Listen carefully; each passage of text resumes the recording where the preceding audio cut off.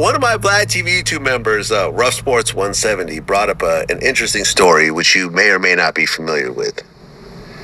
It is about the murder of Big U's younger brother. What's the deal, y'all? What's the deal, y'all? What's the deal, y'all? We're trying to type in TNN Trap News Network. Back in the same, like Cook cracking the same, here at TNN Trap News Network.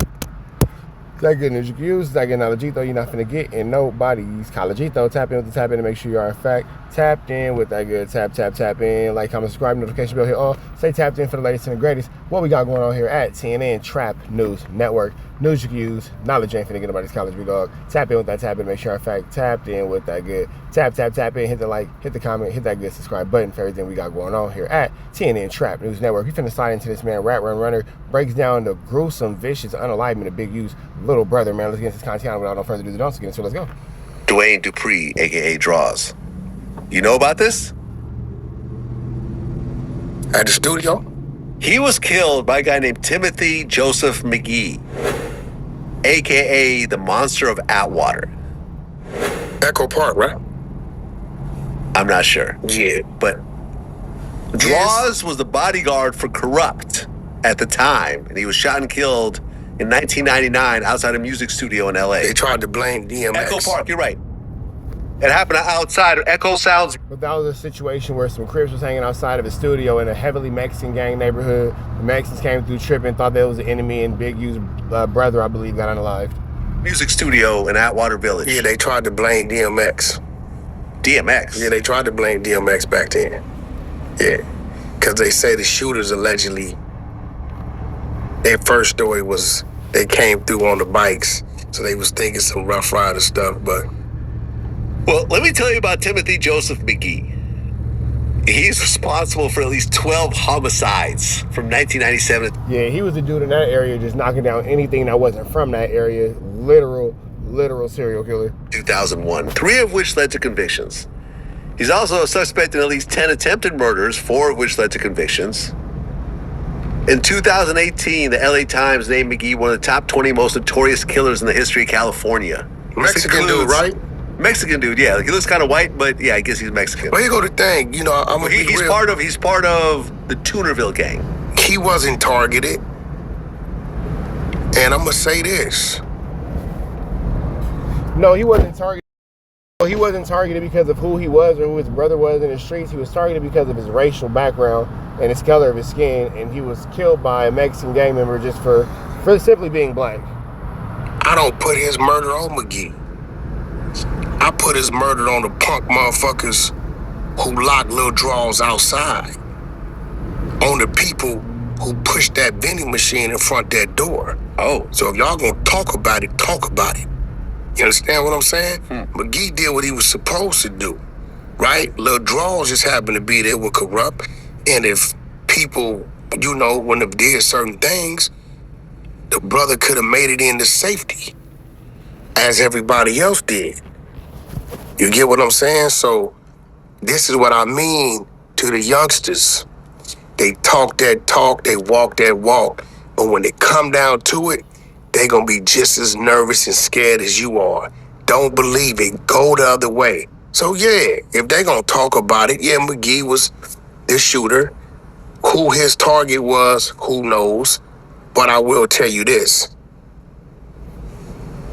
He had more action at this young man because people that look like him who was there closed that door and pushed that vending machine in front of him.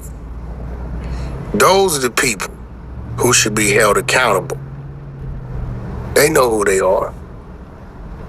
Well, what's crazy is that this year, McGee's murder convictions. Well, that could be true, because what you do want to always say is, if you are in a situation to where you're running for your life and people who are with you close the door, lock you out, and then push a vending machine in front of said door, that's pretty much signed, sealed, delivered your unalivement for sure. I'm not saying that's the best thing to have done, the best thing not to have done. I don't know, I wasn't there. But what I do know is that is a good way to sign, seal, and deliver somebody's fate. The death penalty were overturned because a juror was improperly dismissed during deliberations. Although they say that he's going to be retried. But he was on death row at one point, then Newsom ended up not doing any more death penalties. So Went to the yard. So he got moved to San Quentin. He got moved from San Quentin death row to general population Salinas. Gotcha. So, no, I mean, listen, they compared this guy to Charles Manson, the Golden State Killer, and the Night Stalker. This is how deadly this guy was. Or is. He's still alive. He tried to kill cops. Like, what exactly is the story with this guy? Have you heard about him? Nah, he was just this dude from Toonerville who just wanted to make sure that he put his name into the concrete, bro. He was somebody who wanted to make sure that everything about him was salacious and controversial. He wanted to make sure that he left his mark on his neighborhood, and he wanted to make sure everybody knew that he was a joint from over there. Oh, you got to remember, he come from that era. You know, that's that late 80s, 90s era, bro. And that's why I tell a lot of these youngsters who be popping it, I'm like, yo, bro, the things you doing because of the myths and stories you heard from those before you. And I don't know why they think that people have forgotten how to do what they know how to do. You know, it's a struggle with me daily, you know, to ignore a lot of things because I come from that era. And in that era, getting busy was norm. It wasn't a surprise that these dudes did that. Back then, you know, the police. When Wack has nothing to say about it, he just makes stupid faces and rubs his eyes. If you pay attention, he's just trying to drag out something for 10 minutes of content when he actually has nothing real to talk about, for real. And the police helicopters and gun fights in the middle of the street and kicking doors in, and it was a normal thing. So he was gangbanging. That's what gangbanging was back then. You get what I'm saying? Yeah. Your enemies over there, go get. And it's crazy because that's what gangbanging was back then. You didn't get introduced to right now. Crazy work. Gangbanging was like that back then, but yeah, you didn't become active into the involvement of it until right now. Interesting work. Your job is to get rid of your enemies. You get what I'm saying? And he was gangbanging. Right. So Timothy McGee was the leader of Toonerville, aka Toonerville Reefa 13. Says who? Says the internet. Says the law enforcement. Because they want him to be the leader, because classifying him as the leader says that we can give him a little more time. And you know what I mean? Hey, I don't know him, but you know, I'm never going to say, yo, that dude's the leader, because it's many different facets that make up a gang.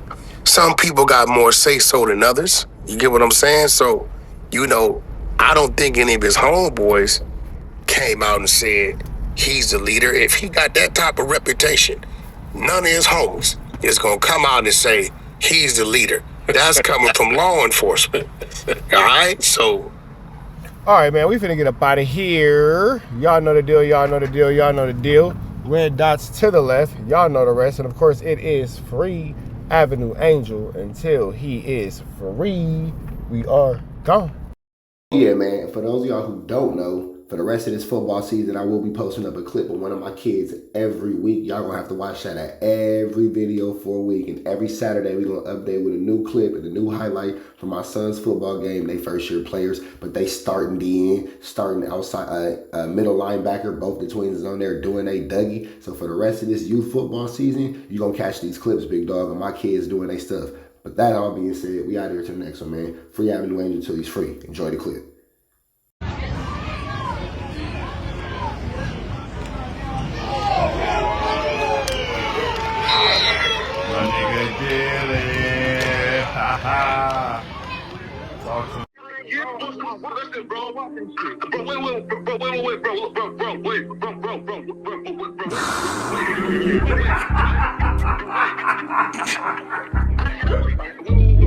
Wait. 60 bands on my name.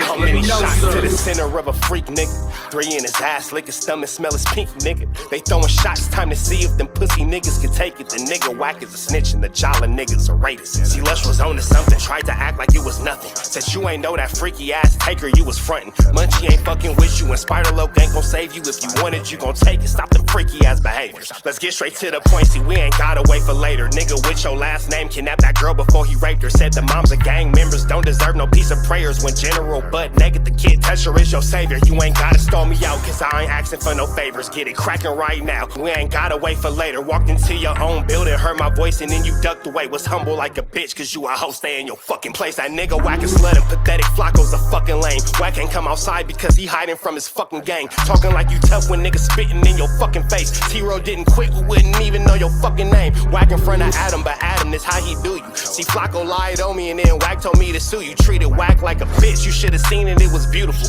Now every single week that nigga jala on my pupil. Is it Fred or is it Frederick? Is it Dave or is it David? All thighs on me. Flockabelly, now you famous. Type of creep nigga is you. How are you and Dave related? Nigga, no means no. You should've told him not to take it. I'm really in the field, you niggas stuck inside the matrix. From BET to the Knicks, down in Compton where your face is. That nigga real jala got some freaky ass cases. Tryna fake fight Lush cause Adam wanted you to face. You wanna be like academics, making videos like point and shoot. You and Dave the same ass lane, we know the fucking truth. Brick ain't say this shit is a play, cause he don't fuck with you. He not gon' get involved when them real shooters come for you. If you grew up in the land, them thirsties, they would've humbled you. Grew up with them lions, I promise they would've hunted you. I get disrespectful, the next time I'ma punish you. You dirty fat bitch, I swear to God I see the bum in you. Niggas say they shooters till it's time to bring them guns out. Loose can't read and Wack lost his wife to Clubhouse. Treat Wack like a bitch, mark him out before he snitch again. Flocko, when I see you, I'ma show you the type of bitch you is. Niggas say they see me, they pullin' blick out. I promise that this Glock can make you sit down. Drum with a cooler, one for you, one for your brother. Wrap the string around the mop, sound like your dumbass when you stutter. Swear to God, nigga.